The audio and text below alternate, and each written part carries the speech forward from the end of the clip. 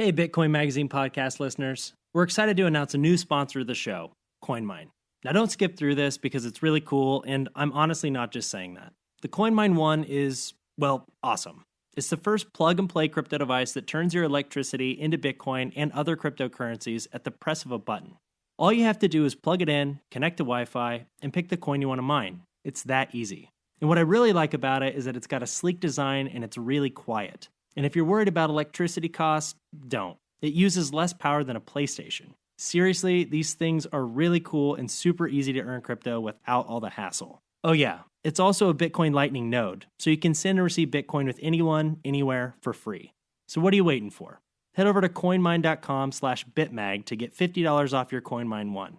Again, that's coinmine.com/bitmag. And don't worry, we'll post a link in the show notes in case you forget.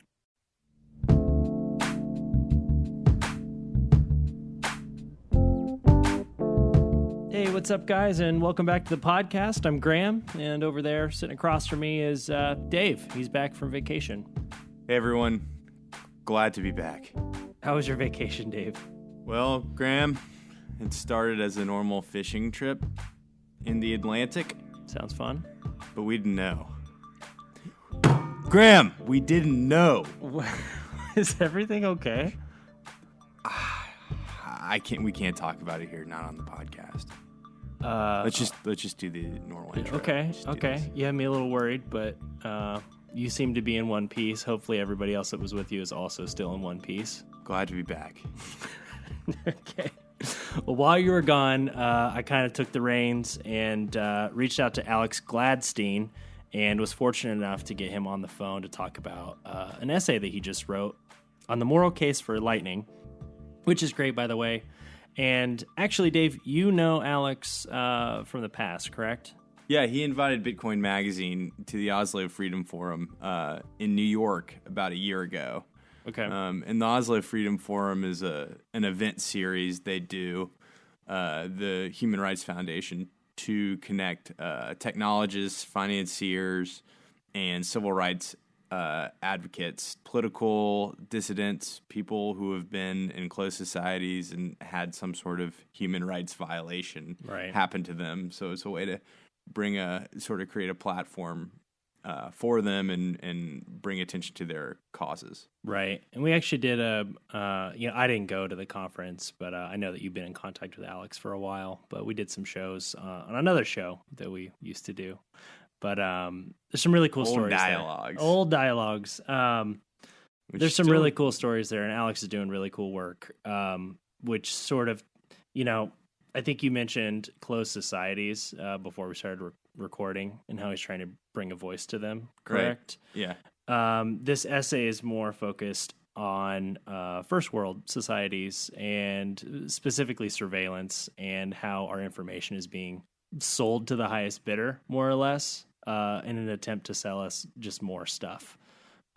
It's not exactly nefarious, but he's basically saying it's a slippery slope. And the article is really, really cool. I'm really glad that I had the chance to talk to him. Yeah, and just to give our listeners some background, Alex works for the Human Rights Foundation, which is, in addition to doing the Oslo Freedom Forum, the Human Rights Foundation, or HRF, is basically a nonprofit that promotes and protects human rights globally, with a special focus on closed societies. Right. And of course, cryptocurrencies kind of play into, protecting our basic rights and our privacies and things of that nature. So again, really, really glad to have him on the show. Super, super sharp guy. Again, he's doing amazing work, and not going to waste any more of your time. Let's jump right into the interview with Alex Gladstein.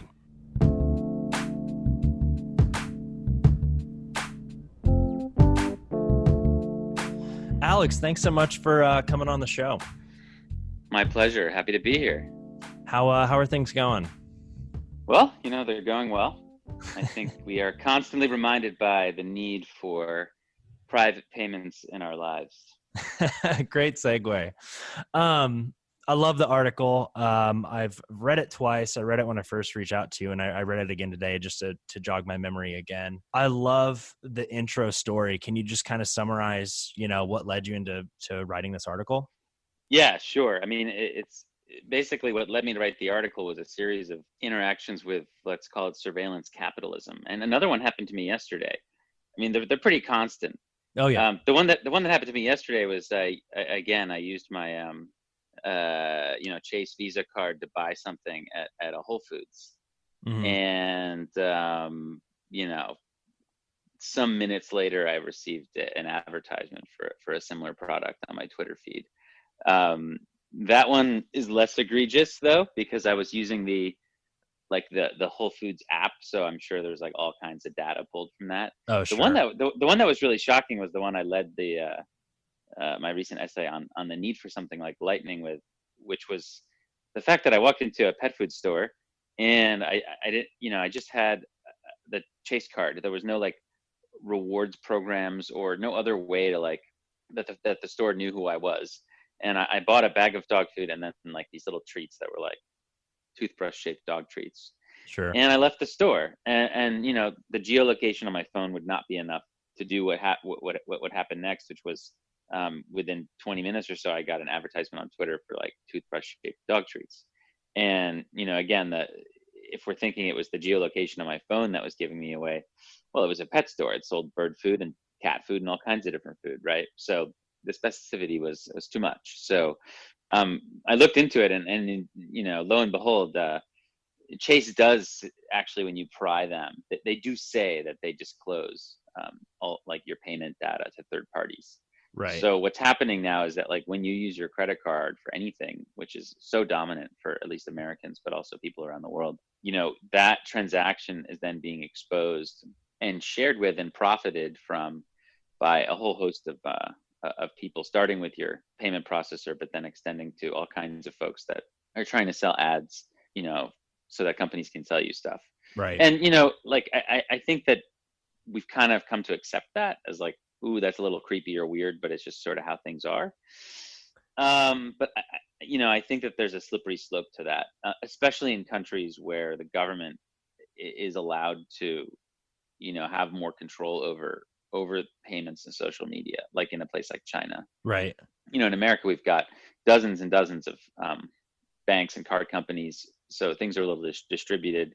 We do have the Bank Secrecy Act, so banks are obliged to give that information to the government. But in general, like you do have a little more protection over your information in certain instances than in a Right. place like China, where the government is just like harvesting your data directly from this app called WeChat, which has essentially replaced pretty much any sort of third-party payment software you would use. Instead, you're just using WeChat. So it replaces both stuff like Venmo and PayPal and things like your credit cards, and even like other things like wires and loans, like virtually all of your payments and monetary activities that you would do, you do through one app. So it's like super easy for that company and therefore the Chinese government to have a holistic understanding of your economic behavior. And I think what's really important for people to understand is that your spend or your payment habits say more about you than your words, right? So, Right. Oh yeah. when people are eavesdropping or spying on us right now and they're listening to this conversation, there's a lot of fluff. There might be a lot of pleasantries. There's a lot of work that goes into picking out the important pieces, right? Spying on payments is way easier. Everything's important, right? We sort of we give away our hand when we're exposing all of our payments. So whether it's your concern about like growing kind of surveillance capitalism in the West, or the more mutant version of that, which takes place under dictatorships where governments are not only spying on your payments but also using your payments to start to shape your behavior, and based on your payments, providing incentives and disincentives for you to become more loyal to the government. So in China, this is done with this like idea of social credit. So Mhm. depending on what you do with your payments, you get certain benefits or you get penalized in different ways. So Right. regardless of whether you're fighting the surveillance capitalism or the surveillance state, there is a need, I would say, a moral need, and a practical need, for us to have like a private payments in our lives. Sure. And I mean, you admit that, ads here are relatively harmless. Could you dive in a little bit more into China's process and how they're a little more harmful and like the social credit system? Yeah, what I mean by that is like when your data, let's say when I make a payment to you or when you buy something at a store, using a payment processor of some kind. And you know what? Like I think we need to pause a moment and just appreciate what cash does in our society. Oh, yeah. Like look, when you withdraw cash from an ATM, okay, fine. Your bank knows that you withdrew X amount on X day. That's Sure. it. They don't know anything else. So there's no way for a government to track what you do with that. And then you can go use that cash and buy various things with it. And you're not being a criminal, you're not being a bad person, you're just protecting your financial privacy. And I think people are underestimating like that kind of value that cash brings. And I would certainly encourage people to use cash while they can. It's just we have to understand that cash is disappearing on our planet, and only 8%, it is estimated, of all daily financial transactions are done with paper or metal money. Almost everything's digital these days. So we're clearly headed in a direction where like people who are being born now, are not going to use paper money meaningfully in their lives. Unfortunately, they're just not going to have that option. Both governments and companies are pushing for a all digital financial system because it's easier for them to make more money and have more control. So that is a good bridge to just getting into what's happening in China. So the Chinese government is kind of accelerating the transition to cashlessness. And in major urban cities in China today, in big metropolitan areas, everything is done using, again, this like sort of super app called WeChat, which dominates your phone. It's kind of like an operating system. It's more than just an app. It has all the conceivable apps you could have in the West, like everything from Uber to Amazon to Netflix to your banking account to your maps to your messaging to your Snapchat to your like shopping things. Like all of it is just like in one. Wow. And it's super convenient, right? Like we always Yeah. talk about this trade-off between privacy and rights and convenience, and this is that taken to the extreme. And because the information environment in China is so heavily censored, dissent against this is not really heard about. And people are like, well, of course I want this. This is great. I mean, if WeChat's like so much more evolved as a software than anything we have, like let's say in the United States, like it's so much more convenient and powerful, right? But what you've done by like allowing all of your activity to be sort of just like vacuumed up by one service provider is help build the most like staggering surveillance mechanism in human history. So more than 1 billion people use this app every day. Wow. And there's advanced sort of big data analysis, or what some people call AI, which is starting to be used to supplement humans sort of spies and sensors, so that there's like real time surveillance and censorship. So for example, like when a famous Chinese dissident dies or something like that, like their name and any other construct of how you would put their name together is like immediately censored. And in WeChat, you don't even know. So it used to like tell you, apparently several years ago, when you would send a message through, like let's say about Tiananmen Square or some other provocative thing in China, like it would basically tell you that, and this goes for like people who use it abroad too. This is like, there's two kinds of WeChat, right? There's the WeChat you get as a Chinese citizen from Chinese app stores, and then there's the kind you get from like Sure. if you're downloading it abroad, right? Sure. Yeah. And either way, like it used to have some sort of error message if like it didn't go through due to the content, but now it's like They it don't doesn't even let you tell know. you. Yeah, you just like don't Wow. know. And the craziest part is that the surveillance is not just messaging. It's not just like if you spell out a word. They've now doing real-time image and voice-based. So I'll give you an example. Like my friend showed me, a Chinese friend of mine showed me this image that her uncle sent her. And her uncle sent this, she has two WeChat apps because she's like back and forth between the US and Beijing. And it's like a picture of a bunch of flower petals, but they're arranged in a certain way where there's like, in China, Tiananmen Square is called 6-4, the 6-4 incident. Mhm. So there's like four petals and 6 petals and 8 petals and 9 petals. And if you actually just look at it, it symbolizes 6-4-89. Like it symbolizes the day for Tiananmen. So this was Right. shared to her by her uncle, like, in early June. And because she received that message, she didn't do anything. her account was disabled. Okay. So, part of that has to do with the fact that her uncle is being watched and like was a student protester back then, etc. But still, I mean, the fact that it's not just image, it's not just messages like text, it's also image based. It's kind of crazy. And then the next level is even crazier. So, you can just be like talking to your friends or having a phone conversation, and that's being like live. Monitored, basically. That content is being live monitored and transcribed, Wow. and being live censored. So it's pretty extraordinary. So the Chinese system knows a lot more about you than just the basics. So you can start to understand that they are gaining a real-time kind of picture of what all citizens are doing, and with increased capabilities due to big data analysis and increased sort of number crunching technology, increased quote unquote Right. AI technology. Sure. They're better able to create this like digital footprint of you, and that's really what Big Brother is all about, is gaining as good of an understanding about you as possible. And Right. Yuval Noah Harari, the historian who wrote *Sapiens*, and he often talks about this, that these algorithms, they know you better than you know yourself.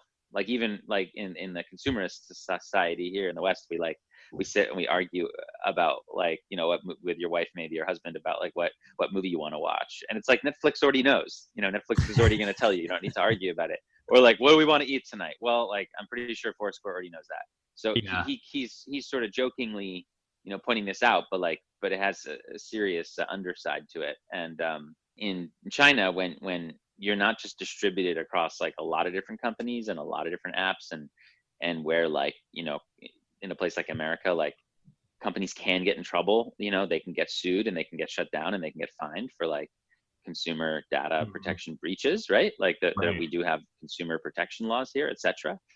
Those like don't exist in China in the same way. So companies don't have to be careful about that sort of thing, and they can just run rampant. So what you're seeing in China is like what happens if there's no rules regarding privacy or user data, and that's like these like 2 or 3 giant behemoth companies, which you have like this uncanny, like almost like supernatural ability to like predict what Chinese citizens are going to do, every day. Jeez. And what they start to do is, now that they know that, they start to provide carrots and sticks, or incentives or disincentives. So, for example, if you buy diapers, you get your score, your citizen score, or your social credit score, which is kind of like it's sort of like a credit score in America, Right. except it includes your friend circle and your behavior and your payments and your ethnicity and Oh maybe my God. your gender and all these different things. Like it really includes like a whole picture of you, not just whether you're paying your bills back on time and how much debt you have. So your Sure. social credit score, if you buy diapers, actually in some instances goes up, because like they want to encourage like family life, right? Procreation. Okay. But if you buy cigarettes or alcohol, it may go down, right? And that's just like a basic example. It's like a moral score. Exactly. A So they're trying morality to score. exactly, the Chinese Communist Party is trying to impose like a morality score. So if you lead a good life and you never get in trouble and you never send any problematic messages to family or friends, and you essentially self-censor completely, to the point of like not even really thinking about ever challenging the government. That's how totally controlled and surveilled you are. Then you might have a good score, and you can get good loans and good rates on loans. You can get fast track visas. You can send your kids to good schools, etc. So you'd be like a good citizen. There's so much to be gained there. There's like a lot to be roundabout lost. blackmail. Yeah, and there's a lot to be lost if you're a bad citizen. So I was reminded of this. I mean, this is something that dictatorships have always tried to do throughout history. This has roots in what Mao did in China, where he set up like spies in different communities and villages and neighborhoods. And the Castro regime in Cuba did the same thing. And of course, this was really popular during the Soviet Union. There's an incredible film about this that takes place in Stasi, Germany. I'm just pulling up the name of the film right now because it's an incredible thing for your listeners to check out. Yeah. It's called The Lives of Others, and it's I think I've directed seen by this. Florian Donnersmarck. It's an incredible movie, and there's just one scene where there's this guy, and his job is to spy on people. And apparently, during like the early '80s, mid '80s, East German Stasi regime, there's it was like the most surveilled population per capita in history. Like 1 out of every 50 people was a spy, right? So that's like almost on par with like North Korea today or something like that. So basically there's this guy, and without giving anything away, there's this scene where he's kind of just like watching and listening to this family, and a decision is made based on their conversation to like prevent that person from getting into a particular school, let's say. And this is something that happens in many different dictatorships, and it always will happen, but it's being augmented by technology now, right? Mm-hmm. So the same kinds of technology that are allowing companies to target you immediately with like ads that seem spooky, like that sort of cross what Eric Schmidt calls the creepy line. That same kind of technology is being used to socially engineer a population of people who will never dissent or criticize their government. And this is like the best fast track way to like steal people's freedoms and sovereignty and cement a dictatorship. And that's, as a human rights activist, something we need to fight with everything we have, right? Right. So I'm worried about the slippery slope where it takes us. This isn't some Black Mirror episode. What I've described is literally what's happening in China today, whereby so much so that a friend of mine, again, another Chinese friend of mine, she was in China recently, and one of her friends who's Chinese was connected on WeChat to someone who was arrested for smoking pot. Okay, which is certainly a crime in China. Oh, And no. about it. Well, it. But I'm just using a very harmless example. Let's say. So her No, I friend get it, was yeah. arrested. A day later, like a bunch of plainclothes police came to her office and apprehended her actually, and seized her and disappeared her for like 2 weeks or something like that. Wow. And when she came back, she basically told her friends that her social credit score had been basically destroyed. She was no longer able to take out a loan or travel or buy a train ticket, and she was sort of in like financial purgatory. So again, like this is what the regime will do to you if it considers you a miscreant or a troublemaker, right? Wow. Over something just so harmless. Yeah, well, and you can imagine what they would do to you if you actually protested against the regime or tried to push for reform in any meaningful way. So again, like, and payments are such a critical part of this, right? Like the fact that your payments are not private in China, the fact that your payments are all controlled by one entity essentially, or two entities, and like the government has total control and surveillance over those things, has led to that kind of society. So wherever you are, if you're not in China, we need to make sure we don't go down that road if you believe in human rights and freedom. Sure. And that's why, like, even though these things seem harmless today in this surveillance capitalism society, where you go into a store and you buy something, you get hit for an ad a few minutes later, that's a presage of something that we don't want. That's a preliminary kind of like symptom of a society that we don't want to we don't want to go down that road too much further. Sure. And really, the only way to be able to do that is to not have a centralized payment processor. Meaning, like when you digitally transact with someone, assuming we're going to leave the cash society and go to the cashless society, WeChat is like the ultimate end game payment processor because it's just so good at sucking up all of your data, and it's like the only game in town pretty much. But in the West, like we have to understand that all payment processors are security holes, right? So anytime you do a transaction digitally, your transaction is the data on that transaction is being sucked up and held by at least one third party, but usually 2 to 3 or 4. If you think about, think about like making a payment. I mean, who's involved in you just using a credit card to buy something on the internet? Like at least Visa or MasterCard, the underlying credit card, right? Mm-hmm. And then the bank, maybe Chase, and then maybe there's like a Stripe or a PayPal or something like that. And then there's the other person's the other person's bank. So I mean, oftentimes when or a company, right? If you're buying it through like an Amazon, so there could be as many as 3 to 5 to 6 different intermediaries between you and the person you're paying, right? In the digital society, right? And all of those people can read and learn about your transaction and start to like understand who you are and what your profile is. And we live in this world today where we all have these like centralized profiles, right, which are tied together by email addresses and phone numbers and addresses, right? So we're just like sitting ducks here. So obviously when I made that transaction in the dog food store, like Chase knew that it was me, not like some other person. Right. And, I have this big profile that it's been accumulating on me, and it can sell that data to some company, which, wanted to, which then bought out an ad on Twitter, et cetera, right? So there's a lot here, and it's not just the social media company's fault, right? It's the bank's fault, and it's the system's fault. So what we need to do is figure out, is there a way to do a digital transaction without a centralized payment processor? And until 2009, there wasn't a way to do that, right? That was like inconceivable. But that was the problem that Satoshi Nakamoto solved. So Bitcoin is the way to send a digital payment without a centralized payment processor. It is a way of decentralizing the payment processing mechanism. And while that was done originally, I think if you read the white paper, in whatever way you want to read it, obviously it was to create an alternative to central banking, right? And it was to sort of remove the power of the government from the creation and distribution of money. However, like what could be an equally important effect, ripple effect of creating decentralized money is the fact that there's no longer, at least on base layer Bitcoin, there's no longer like companies that are in the middle. It disintermediates. So there's no longer like these financial middlemen between you and the person you're paying. So there's like way less opportunity to spy on you. And you add that to the fact that Bitcoin is pseudonymous. It gives you a little bit more privacy than the existing financial system. Certainly, if a government wants to use a lot of resources, they can do a chain analysis and look at the blockchain and figure out, based on deduction and a bunch of other things, like kind of who you are, especially if you're not careful with your Bitcoin operational security. But at least it gives us a start, right? So I say in my essay that like Bitcoin is the substrate for a private money network.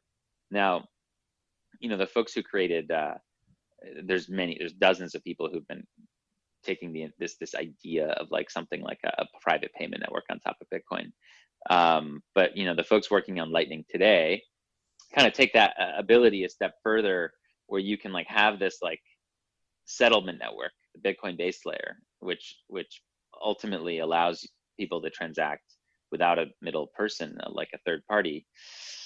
And it allows us to have instant payments. It allows us to have voluminous amounts of payments. It allows us to have even more privacy, right? So by nature of its design, the Lightning Network uses a sort of a kind of onion routing encryption mechanism similar to the Tor network, where your payment is done through a series of hops through third parties that don't know anything about each other, right? So it's like if I'm sending a Lightning payment to you, like it doesn't go just to you, it goes through a bunch of other people. And due to the way that like the onion routing works, like these layers of encryption come off kind of like as layers of an onion, right? So that the person at the end may know everything about the thing they've received, but the people who helped get it there, they can't see what's in the package. They don't know anything about it, right? They're just kind of pass-throughs. So essentially, we're still talking about pretty brilliant design. Right. So essentially, we're still talking about multiple parties involved, but we're encrypting that relationship to improve the privacy between those parties. Yeah, I mean, I'm still like think of it this way. Let's be practical. I go walk in the dog food store, and I use my phone, and I have a Lightning wallet on it. Like, let's say this is like in a year when some of this tech is like more mainstream, or maybe in 2 years. I try to flesh this out in a time frame in my essay. Right. So like let's say it's 2022, and I can walk into the dog food store using a non-custodial Lightning wallet, meaning like I've sent some Bitcoin to a wallet on my phone. Now, that Bitcoin may be able to be traced to me in some way. But hopefully I'm pretty good at operational security, and I've minimally kind of like, I've made it so that the Bitcoin is like not that traceable to me, right? Like to my best efforts, right? Yeah, sure. I've maximized privacy on that aspect. Right. But then when I make that Lightning transaction, the idea is that hopefully the merchant, Pet Food Express or whatever, will have their own Lightning wallet, and they'll just receive the Lightning from me, and it'll happen immediately, and they'll like it because it's freaking cheap. Like there's no fees, right? Sure. Essentially no fees, and it's immediate and it's final, and there's like no returns or any of that stuff. So I think merchants will really like this thing. And I'll just like beep in or whatever, I'll beep in, I'll pay the invoice, and I'll leave, right? And that like Pet Food Express won't see, anything about me or my home address or my eye color or my weight or whatever. They'll just see the fact that I've paid an invoice, right? It's like literally like using cash, right? And now, and then you can see how this would really help us fight Big Brother in the surveillance state, because they no longer, there. First of all, there is no financial intermediary. There is no payment processor that helps. It's literally just me and the merchant, and it's like a bare asset. It's like paying with cash. Right. So there's no opportunity for someone to exploit that transaction and then sell advertisements to me. The advertisement industry is not going anywhere, but it's just going to have to adapt to a different kind of like digital climate, right? Right. Now, this is obviously for civil liberties people this prospect of doing this is pretty exciting. I think there's a couple big obstacles that I try to get at in the piece. And I think the main one being probably, at least in the near term, is like, so what the hell's Pet Food Express going to do with, a bunch of sats that it's stacked during the day from Lightning transactions, right? Like, so Okay. what are they going to do? So, there's a couple things they could do. They could settle from Lightning, back through Bitcoin into fiat money, once a day, once every couple of days to minimize volatility. They could do that. They could also do it even faster, potentially using something like Blockstream's Liquid network, right? Mm-hmm. So like you could easily see a future where like a lot of like merchants are part of some sort of federated side chain that has kind of like assets like LBTC, which would allow them to immediately send and receive confidential amounts of money to each other. So I've started to really understand the appeal of this. But like basically, if Pet Food Express is part of this federation, they could like immediately send, like they could take the Lightning they've received and they could send, that asset in terms of LBTC to a bank, let's say, and then the bank can just like wire them a bunch of fiat money if they wanted to, right? Sure. So there's ways that this can work even today where Bitcoin's quite volatile, and I think like maybe 10, 20, 30 years from now, Bitcoin's volatility reduced. It gets seriously reduced, and it's fine to use as this like medium of exchange. Right. But right now, if you're worried about the volatility, there's ways to like settle out of it, right? Like every day, every couple of days, whatever. So that is an obstacle. Something we have to consider, and I don't know if you have a comment on that piece. Oh no, speaking of obstacles, you mentioned in your article that for Bitcoin to work, the community would need to make trade-offs. Can you sort of delve in on that? What you mean by those trade-offs and why those are important? What I meant with obstacles was, I think, less technical. I mean, obviously there are technical obstacles, but we seem to have a roadmap for how a lot of those are going to get solved. I think the larger ones are with regard to settlement and liquidity, and like, does it really make sense for merchants to accept Lightning from folks, and how can they effectively do business with that? So that's number one big challenge. Number two would be like of course the legal and regulatory environment. Now, what kind of gives me hope here is that, again, it's not that different from a cash-based ecosystem, right? And I know there's this like global war on cash or whatever, and governments are trying to get folks to go digital so that they can spy on them more easily, right? But generally speaking, I think, especially in a free country, in a democracy, we should be able to argue as citizens with consumer protection groups and different activist organizations and even some sympathetic companies and merchants, etc., that cash is a good thing. Cash is not a bad thing. And if Lightning is the like evolution of cash in the digital environment, then we should sort of argue, that it stands to reason that it should be accepted. Sure. And there's an interesting technical reason why it may make sense. So, look, I understand regulators are going to be concerned about instant private payments that are untraceable. Like, I'm not like an anarchist. Like, I do understand they need to do their job with regard to catching actual bad guys, right? Okay. All right. The thing is, like, the way that Lightning works is that like it's not super advisable, and it doesn't seem to be in the future that like you would store a huge amount of money on your like Lightning wallet, right? No. It's just not secure, right? Or it's less secure than Bitcoin, right? So it stands to reason that at least in the near future, potentially longer than that, Lightning payments will be relatively small. They'll be kind of like cash payments.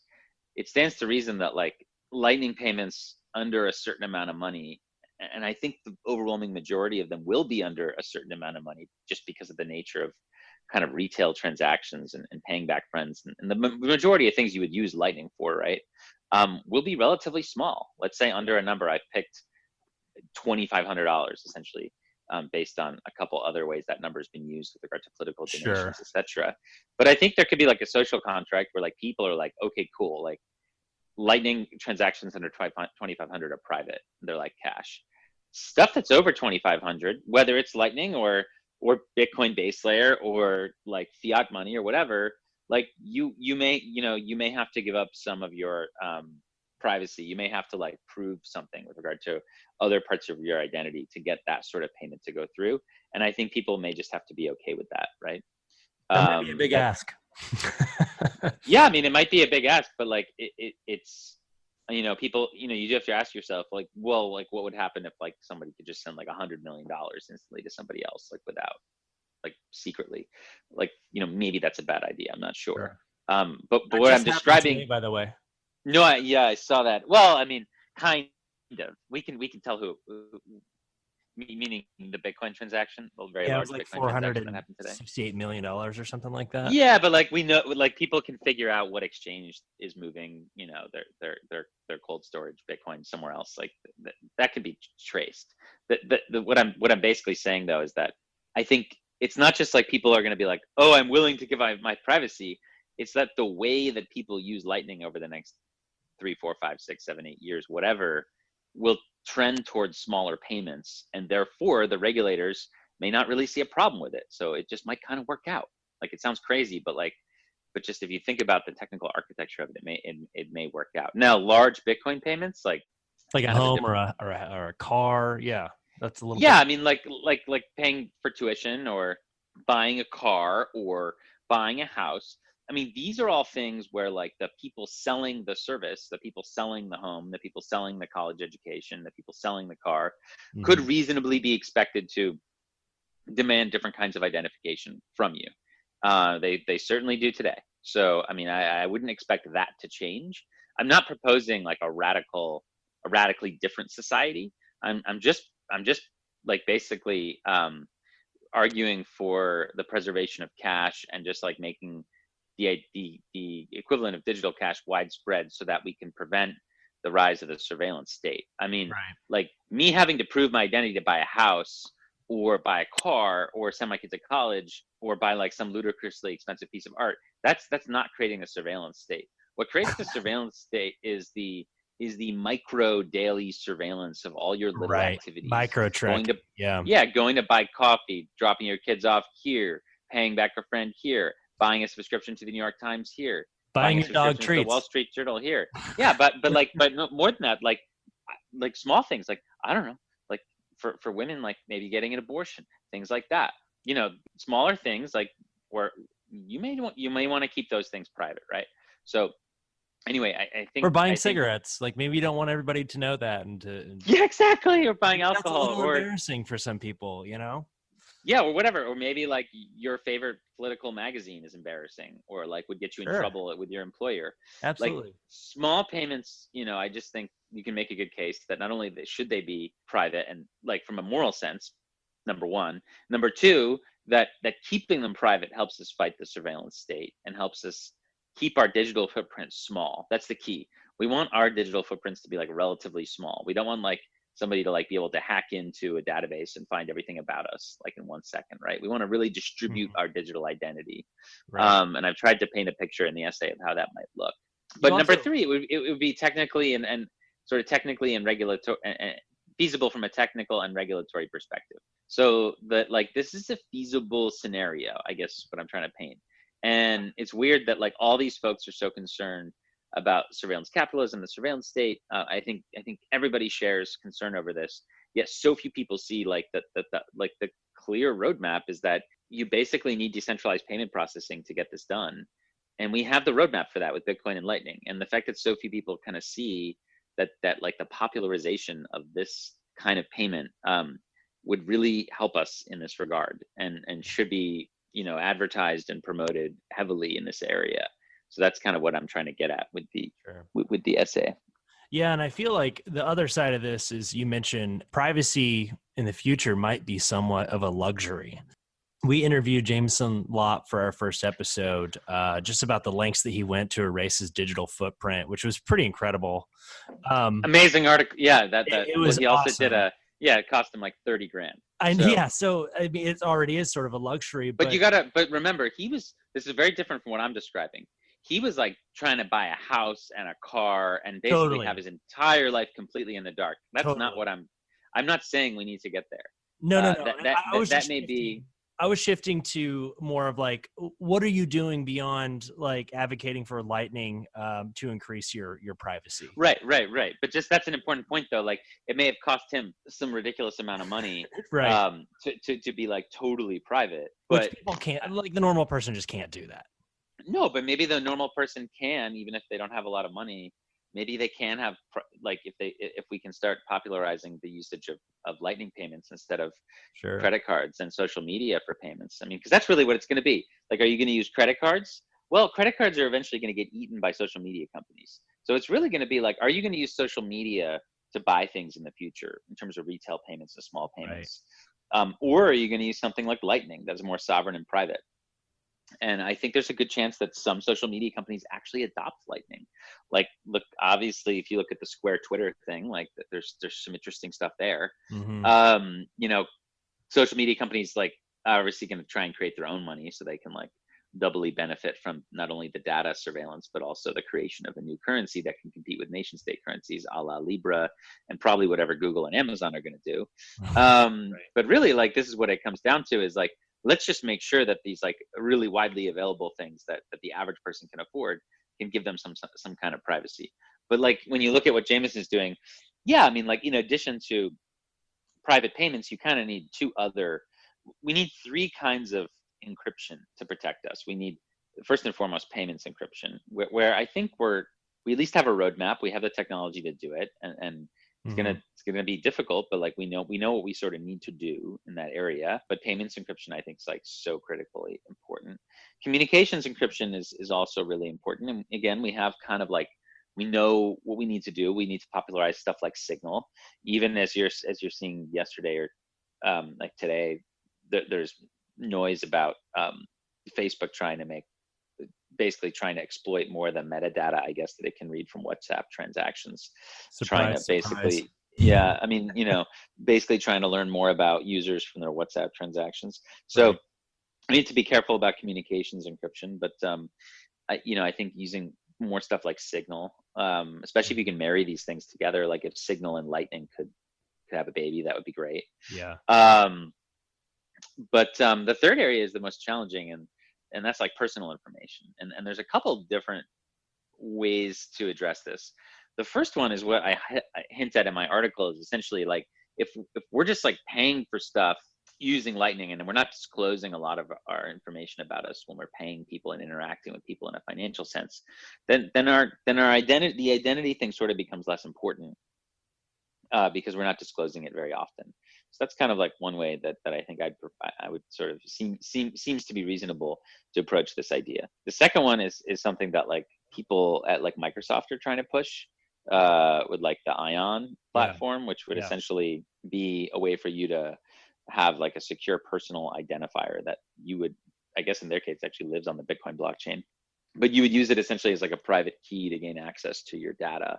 And have control over it, and you'd have a choice as to where you store that. The third kind of solution or area would be what folks are trying to do with zero knowledge encryption and cryptography, which is to me really, really important and fascinating. This idea that I could like have control over my data and then choose selectively what to disclose about it to folks. Right. Like I could like prove my age to the bartender or the bouncer at the bar without disclosing my home address, using an app, right? Like, and they would accept that. Or I could like prove to an employer, that I'm totally qualified to work for them, or go to school at a particular university without disclosing my home address or like everything about my family, things that they don't even know. The $50 background check, right? Yeah. So this is a way of being like, hey, I have all this stuff in order. I can prove it to you without disclosing it to you. Sure. Now, there are several big questions. First of all, there's just like not enough people working in that space. The math and the tech just isn't there. Mm-hmm. But second of all, like it does sort of still, I don't want to say it like keeps an old problem alive, but like at the end of the day, you're still relying on like the classic notion of identity, right? You're just obscuring it. So you're still putting your your home address and your eye color and your weight and things like that into some sort of database. It's just you're making it less available, right? So it doesn't seem too revolutionary to me. I mean, it might be like an evolution, but that certainly needs to be something we consider. Right. And that's why I think that the lightning thing is so interesting, is because it just makes a world where like we're disclosing our identity a lot less often. Yeah, it's not a dramatic upheaval of what we're already doing. We're just kind of, like you said, obscuring those relationships, those micro relationships. Yeah, and like again, like there are going to be times when you need to reveal certain things about you. Of course, when you go to the hospital, when you again buy a house, when you buy a car, sure, when you pay tuition. But like 98% of your financial interactions, going to the store or buying something online or registering for a service or paying for a subscription to something on the internet, sure, or buying a public transit ticket or gas or something like that, all the things that you do on a daily basis, like buying lunch, going out to lunch with friends, getting drinks, all these different things, buying books from the bookstore, all the things that make up like the overwhelming bulk of your payments, these things can be private and they can like not disclose anything meaningful about you at all. And that really helps us, again, it really, really helps us fight the surveillance state in a way that I just haven't seen any other construct right, reasonably prove to do. How do you feel about the opportunity for people to actually disclose their information for a share of the profit? Because I've heard people kind of toss that idea around before, and it sounds kind of interesting if you're willing to be a part of it. Well, I don't think it's possible unless we can have more control over our data. Exactly. Right. Right.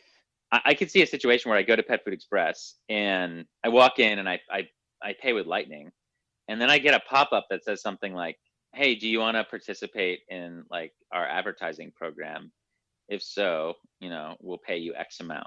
Yes or no. Here are the details of what will be, released to the third party. Yeah, exactly. Sure. And then you could be like, okay, fine. And maybe once a month on your phone, you get these messages from all kinds of companies, or maybe the government or whatever. It could go back in your Lightning wallet. Yeah, and you could get paid in Lightning. No, I mean, there are pitfalls there. I mean, sure.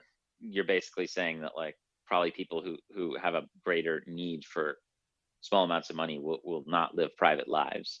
So that's something that I'm concerned about. But generally speaking, I think the option for people to have this is way better than the existing system where everybody, involuntarily or just like, without knowing it, gives up everything about them. Sure. So what I'm describing is definitely better. It may not be ideal, and I still have concerns, but it's certainly better than the existing system. Yeah, I think at the very least, people are looking for some sort of transparency with these relationships they have with large companies. I mean, that was kind of blown up with Zuckerberg, last year with the hearings. It's like, wait, you did what with my information? I didn't know that. And it's all in that, the fine print in the agreement that you sign, and it's just kind of snuck under the table, without you knowing. But yeah, I don't know. I could see that being problematic, sharing your information on a voluntary basis. And then people could even change their habits once they know that they're profiting off of their behavior. So that could be an interesting side effect too. There's a good book called Nudge about this thing called libertarian paternalism or choice architecture, in the way that certain public programs and services are offered, or even sort of consumer stuff. So the two examples I'll give are, like back in the day when you would install software on your computer and it would be like, do you want to do the default or like the custom for experts install? Right. So this is like the classic choice architecture. Like 98% of people will just do whatever the company wants. Right. Which I'm sure at that point included like massive, infringements on your privacy. And then like experts would opt out and they would choose something else. So this is like a popular thing that we could do, where like, again, you'd get like this, maybe you would flip it for Lightning and say, hey, like, we're not going to disclose any, or, obviously we can't take any of your data unless you give it to us. However, if you do want to give it to us, here's what you would gain. The other interesting option I thought was rather fascinating was in Sweden, I guess, maybe 15 plus years ago. The government offered people the option to build their own like private pension portfolio versus like the default one that the government would build for you, right? And then it was interesting to see the sort of mixed results from that. But there are these like things that we can do with choice architecture where we can have people like opt out if they want to, right? So Right. I guess like you want to tilt that towards consumer protection. And, obviously Lightning does that natively, meaning it doesn't disclose anything about you. If you want to disclose stuff about you, like if you want to disclose what is about to happen, that I'm about to buy some dog food to a bunch of third-party companies and advertisers, et cetera. Again, like maybe you choose to have that, but this requires like a much more robust like data market essentially. And Definitely. maybe in the near future there will be like these like crazy data markets. I mean, that do geolocation and medical and food and agri and different kinds of data from different public transit and parking and all kinds of things. I Sure. mean, maybe the data markets will get very rich and robust, and maybe that's inevitable. But like, let's just kind of protect our own personal data. Let's at least be able to stay private. That'll keep us well insulated against both of these kind of threats of the surveillance state and the sort of like end game of I guess surveillance capitalism. And I think people need to realize that Bitcoin and Lightning are a potential way to get there. Right. So I have to ask, first, is this too good to be true? You even asked that yourself. And if adoption does fail, how does your roadmap differ? Right. Well, like I said, it's almost certainly too good to be true. I mean, the most likely scenario is that this sort of like, if we think about three kinds of money, we have like fiat money or government money, we have corporate money, which could be something like Libra, and then we have Bitcoin, which is like the people's money, or which is like decentralized money. The most likely scenario is probably that like we see some sort of like evolution of the government and corporate monies, and they really dominate, and we give up all of our privacy and rights, and we live as slaves in some sort of dystopic future horrible society. I mean, maybe that's the most likely scenario, but I have to have hope based on a couple different factors that maybe like a mixed future will be possible where people can opt to use something like Lightning and preserve some of their privacy and freedom. It does seem to be reasonable for several reasons, including both the fact that this technology is kind of better than centralized technology for a lot of things, and that people may actually want to preserve their privacy, which doesn't seem to be the case today. But I really think that we need more conversation and debate and experimentation in this area, and not, I'm not talking about in the Bitcoin community, I'm talking about like in the mainstream community. Like we need people who are reading like the Financial Times and the Wall Street Journal and the Economist to be like talking about how can we meaningfully create private payments. Like this is so key. So my hope is that we can help break this conversation through to the mainstream, or else again, we can look at what's happening in China today for a glimpse into our future if we don't do something. Right. It's kind of scary to think about. That's it. That's all the questions I have for your essay, but I did want to ask you if there's anything else going on, not just in like the Bitcoin community right now, but at the Human Rights Foundation. Like, is there anything interesting going on, or exciting, or kind of scary that's kind of on the front of your mind? Well, for your listeners, I mean, the Human Rights Foundation is a nonprofit that focuses on protecting human rights and freedom in authoritarian societies or in dictatorships around the world, where people have a lot less rights and freedoms and accountability and ability to hold their government accountable than we do, let's say, in a country like the United States. So we often work with folks in countries like China, North Korea, Saudi Arabia, Cuba, etc. And that really drove my personal interest in learning about Bitcoin and other kinds of technology that can protect people. At the very moment, one of the people that we support is an activist in Hong Kong. His name is Johnson Young, and he was one of the sort of initial student organizers of the Umbrella movement, a half decade ago, that sort of rose up in many ways against China's sort of creeping, at least the Communist Party of China's sort of creeping control over Hong Kong. And that obviously exploded several months ago with these massive 1 million person protests, where something like more than a quarter of Hong Kong's population has gone on the streets to protest Which is in astounding, particular, by the way. That is insane. it's totally amazing. And there's a lot to be learned from Hong Kong. I mean, people have stood up and basically said, no, we don't want this new law, which would basically allow the Chinese government to extradite anybody from Hong Kong to Beijing, right? Which is a huge, blow against the sovereignty of the Hong Kong court system, etc. So people basically stood up, and they've managed to push off this referendum on this, on editing this law, right? So that's kind of like a temporary victory. But what the Chinese government has done is, they've got this ineffectual leader, Carrie Lam, who we're not sure if they're going to take her out and put somebody in maybe more strong or whatever.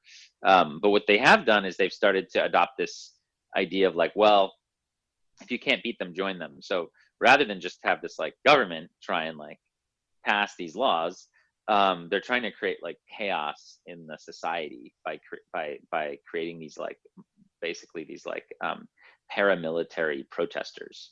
So there are these thugs, basically these like pro-China thugs that the government is now funding to go around Hong Kong and do like counter protests and like the white shirts, right? And be violent. Yeah, exactly. So like it's all mysterious and scary, but basically like this is like certainly one way that the government will react, is to do things like this. And in the midst of all this chaos, like one of the protesters that we support, one of the students, the democracy leaders, his name's Johnson Young. So he was arrested earlier today. So we don't know what's going on with him. So we're trying to like push for his freedom.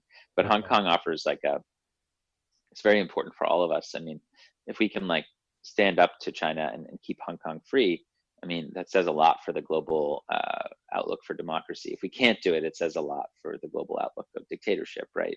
And I think what you're watching is people struggling in Hong Kong with some of the things that are relevant to the conversation we had today. Like people like Johnson in Hong Kong, when they were protesting, they would like use cash to buy their public transit cards so that the government couldn't spy on them. They would use cash to buy burner SIM cards for their cell phones so they could use Telegram without giving away their identity, right? So cash has been like an important part of organizing to protest in Hong Kong. And the Hong Kongers are like the smartest protesters. They've got like all kinds of cool sign language for like, how to communicate with big groups of people.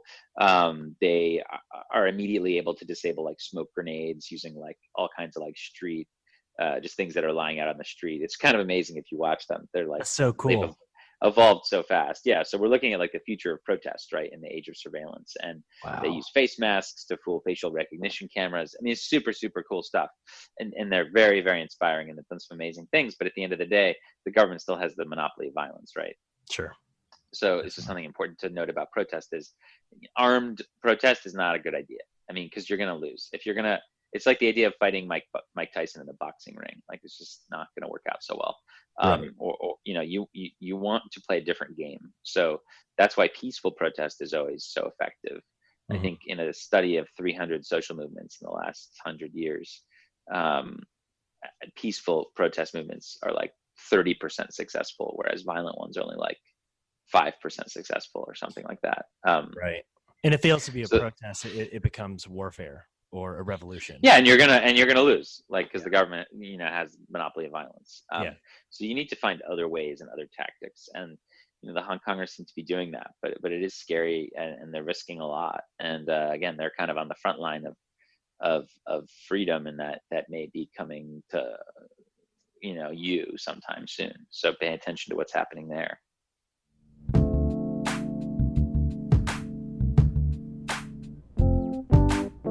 Special thanks to Alex Gladstein for coming on the show.